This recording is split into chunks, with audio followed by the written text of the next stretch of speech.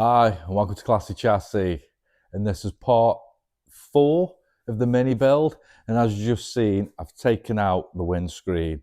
Now, I've done that because it needs new windscreen rubbers. But also, everything that I thought would be rotten on this mini after taking the paint off isn't rotten. And the things that don't usually rot have rotted. It's one of them. So, it's time now for us to see what's behind the rubber on the windscreen. I'm a bit concerned because when the windscreen was in, it had all new silicone, so it looks like it's been leaking.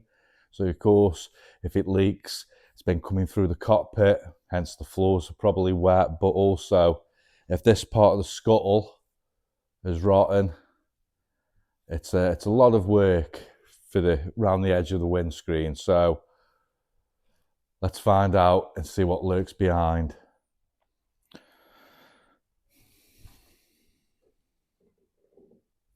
So far, so good. Oh. Oh. Okay.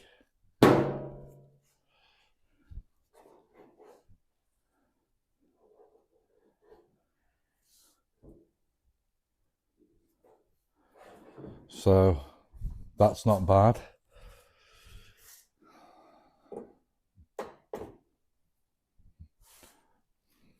That's good.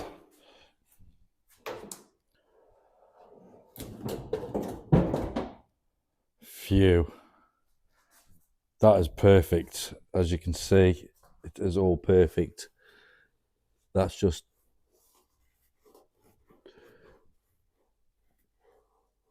surface rust, so we'll get that cleaned off. Just a quick one. As you can see inside, if you can see where it was sprayed dark racing green, I've used some Body Shop thinners. I've cleaned the buckets or the bins, whatever you want to call them, at the side, and look how good they've come. Luckily, whoever sprayed it inside didn't prep it, they didn't put any primer, didn't even rub it down, just sprayed the racing green and the thinners took it off. The bits like there, you won't see because of the seats, but it was just mainly just underneath the window, the front of the bins. They didn't do the underneath, and then going all the way up where the seat belts go. So that's perfect. There's a prime example. This in, it's just a thin layer, so I've got to take that off, which I'm going to have to take the roof lining. It'll need a new roof line, but also it'll give me better access to get to this dashboard because that's racing green. But first of all, we'll just clean up round this windscreen, and then that's another job ticked off. So I'm not going to go too mad. I'm just using a small wire brush on the end of a drill just to get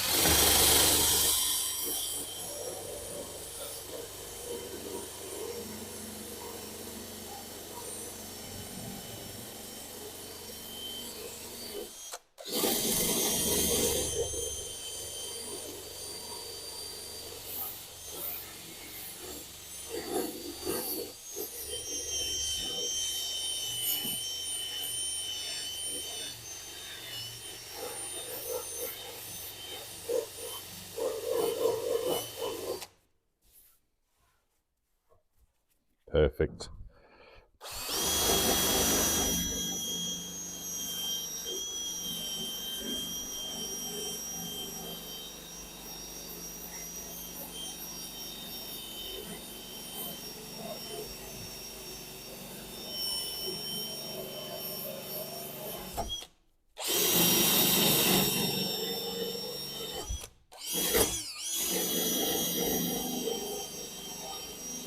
Well, I was lucky with the windscreen, and you know, it isn't rotten, so that is really lucky because that is a pig to weld and replace, and nothing else is rotten. So we have been lucky. So what we're going to do now, well, the next job is to remove the rear subframe. Now, while I get the car into possession, jacked up and everything, you can just watch a quick clip of me restoring the front grille, because originally it had a black grille. We've got one. I've rubbed it down, sprayed it, so I'll put that on now so you can see. But after we've took this subframe off, where does it leave us? Well, this car, I've gone through different stages and different ideas. Originally, I bought it to just flip, move it on. But then I did fall in love with it because it has such a nice little car. So then I was just going to do it up, get it ready for an MOT and to use. But now it's gone a different way, and it's virtually go back to having a full proper restoration job on it, because I think it's worth it. So because I want it done right, I want the paint job to be done right, the welding, I know I said I was going to practice welding on it, but I'm not confident enough to do the floors. You know, I'm going to try a bit of welding, but not on this car. So I went to see a company this week called Mini Mine in Stoke-on-Trent. Great group of lads. They know everything about minis. They sell parts on the internet. They go to all the classic car shows, but they also do restorations. Now, all they wanted from me is me take pictures of everything that I wanted welding. So I went to him this week. It's not a big task for them. He's going to have the 2 new floors, new inner and outer sills, new boot floor, and a new A panel on the other side. Nothing to them, and it'll be done to a good standard. The problem being, though, is we're in January. These guys are that busy because they do such a good job with restorations. This car is booked in for the first week of July. So it leaves me in a bit of a predicament. We're still going to take off the rear subframe, and I'll take that and send that off to Terry, and he'll rebuild it. He's already done the front subframe, which I'm going to collect in a couple of days, which you'll see what he's done. But in the meantime, we'll put a car cover over this, and we'll put it at the back of the workshop, and we need to start a new project. So I've just been thinking, we may as well get the black 1275 GT, bring that out, and do the same. Again, that's going to have a full restoration. So I'm going to be in the same predicament with the welding, but it'll be interesting because that's a Clubman. It'll be interesting to take that apart and try and refurb some of the bits. But before I do that, we're going to see if we can get that one running. Because the engine was totally knackered on this one, it was pointless trying to even start it. But with the 1275 GT, hopefully some fuel, clean up the spark plugs, put a new battery on it, hopefully we can get it started. And if we do, that's great because we get to keep the original engine. So we'll do that. So in the meantime, while you just watch this quick video of me doing the grill, I'm going to get this jacked up, turned around, so we can take off the rear subframe and we can have a look and see what damage we've got underneath the car.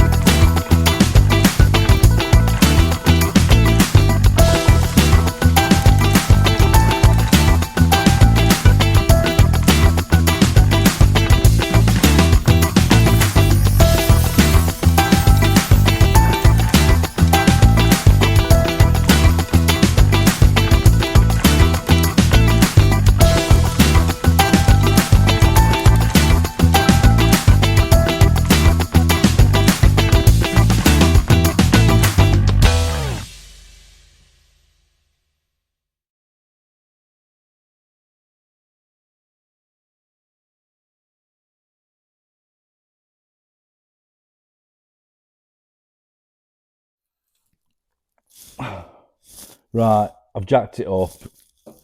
It's pretty firm. I'm not 100% confident with it being on 4-axle stand, so I've disconnected the handbrake cable, so that's loose.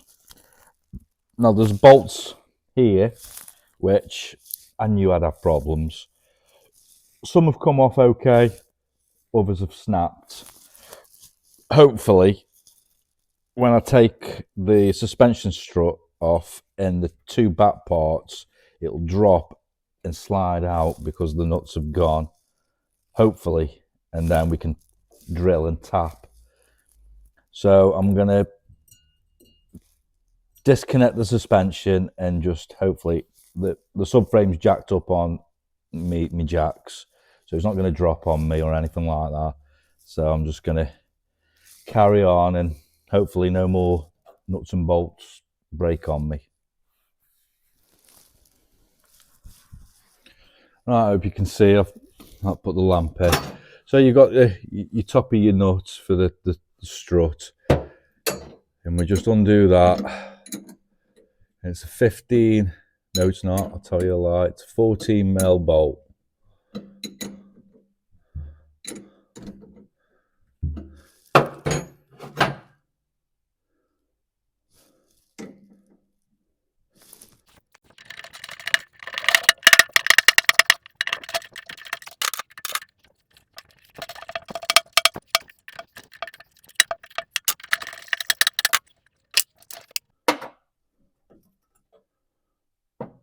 Right, so that's out. Now, there are 2 bolts down here.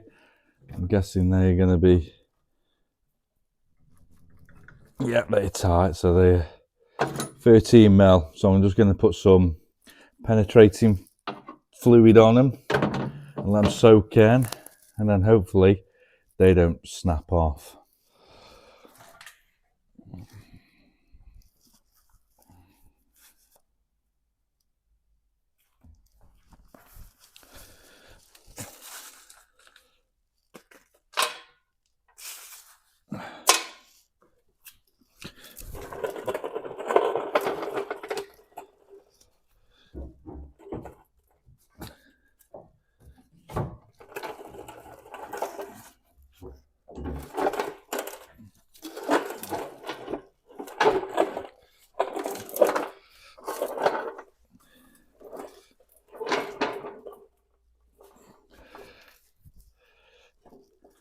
So here's the old rear subframe that's come out the Mini, and as you can see, it's seen better days. It's an original subframe. It's had weld repairs in the past.